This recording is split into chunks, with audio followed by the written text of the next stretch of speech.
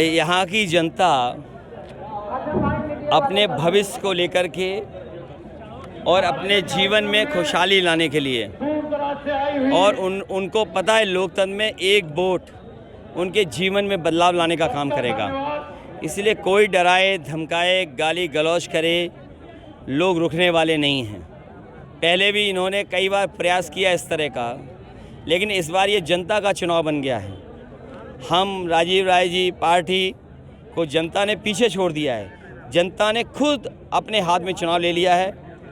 Bharatiya Janata party हर जगह हार रही है। नारायण राय ने कहा है कि आरक्षण का जिक्र किया कड़ा आपने बार-बार पीडीए का नारा, लेकिन उसके बावजूद भी जो बीजेपी हो या प्रधानमंत्री वो आरक्षण को लेकर अलग बयान दिया करते हैं। देखिए, आरक्षण को अगर किसी ने छेड़ा है और ख़त्म किया है तो वो भारतीय जनता पार्टी है।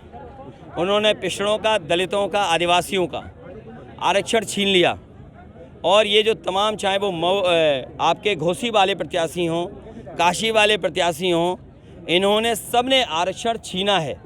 बीजेपी के जितने प्रत्याशी हैं जो पहले मेरिट में, जनरल में पिछड़े, दलित और आदिवासी के बच्चे आ जाते थे, इन्होंने अपने सेक्शन में उनको रोक करके इन्होंने सही मायने में पिछड़े, दलित और आदिवासियों के आरक्षण के साथ खिलवाड़ की है। नारायण राय ने घोषणा में कहा है कि गाजीपुर, मऊ और बलिया तीनों सीटों पे 3 जिलों में समाजवादी पार्टी की 13 ही कर दूंगा। क्या कहेंगे उनके बयान को लेकर? 13 दिन बाद होती है। कहें समय बहुत कम। ना 13 दिन बाद होती है। जिस दिन स्टेटमेंट दिया है उसके 13 दिन बाद देखना किसकी 13वीं होती है। किसको गाली दे रहे हैं? ये गालीबाजों की लोकतंत्र में कहीं जगह नहीं है। जनता अपना वोट अपने विवेक से, अपनी समझ से डालेगा। और ये गालीबाज लोग, ये दल बदलू लोग, स्वार्थी लोग, धोखेबाज लोग, इनका कोई चरित्र नहीं है। इनका चरित्र केवल स्वार्थ है। और कभी आपके साथ, फिर हमारे साथ, फिर उनके साथ, फिर उनके साथ भी नहीं।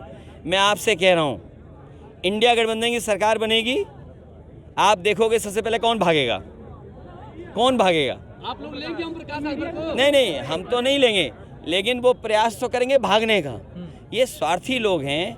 इस बार जनता ने मन बना लिया है, कैसे कोई भी स्वार्थी लोगों को मौका नहीं मिलने जा रहा है। योगी जी कह रहे हैं कि आरक्षण इंडिया गठबंधन समाप्त करने वाला है और धर्म के आधार पे मुस्लिमों को देगा।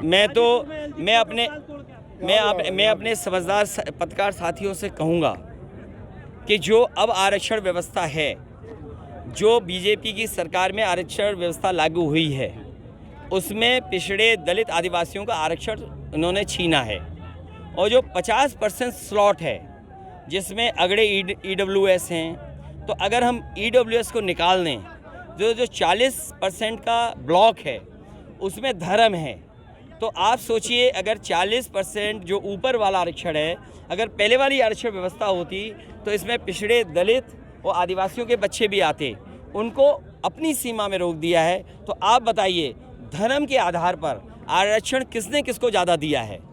तो ये बीजेपी ने जो ये व्यवस्था लगाई है, सही मायने में पिछड़े, दलित, आदिवासियों का आरक्षण छीना है और धर्म के आधार पे जो लोग मेरिट में आएंगे उन्हें ज़्यादा आरक्षण मिला है। तो जो लड़ाई है वो लड़ाई है कि जो आबादी में ज़्यादा हैं उनको आरक्षण कम मिल रहा है और जो आबादी में कम है उन्हें आरक्षण ज़्यादा मिल रहा है। पहले घोषित सीट पे भूमिहार और राजभर जो चल रहा है मामला, इस पर क्या कहेंगे? पॉलिटिक्स पे क्या कहेंगे? अरे इन PM, CM, राज्यपाल, मंत्री और कई उपमंत्री, गृह मंत्री और बिजली मंत्री, तमाम मंत्री हैं। अच्छा, बिजली मंत्री तो पूछो, पूरा प्रदेश अंधेरे में है। अरे सुनिए, पूरा प्रदेश अंधेरे में है। और मैं आपको बता के जा रहा हूँ, क्योंकि ये चुनाव इन्होंने गर्मी में कराया। गर्मी में प्रेस को परेशान किया, हमें किया, जनता को किया। गर्मी की वजह से भी हारने जा रहे हैं। इनकी जो अहंकार की गर्मी है, ये अहंकार का जो बुखार है, इस बार जनता अपने वोट से उतार देगी। 2 दिन पहले योगी जी आए थे, उन्होंने मन से कहा कि जनता डरो मत, माफिया मिट्टी में मिल चुके हैं। देखिए, अभी सोनभद्र के मेरे अपने पत्रकार साथी, सोनभद्र की मीटिंग के बारे में आप पता कर लो, वहाँ का वीडियो मंगा लो, फोटो मंगवा लो।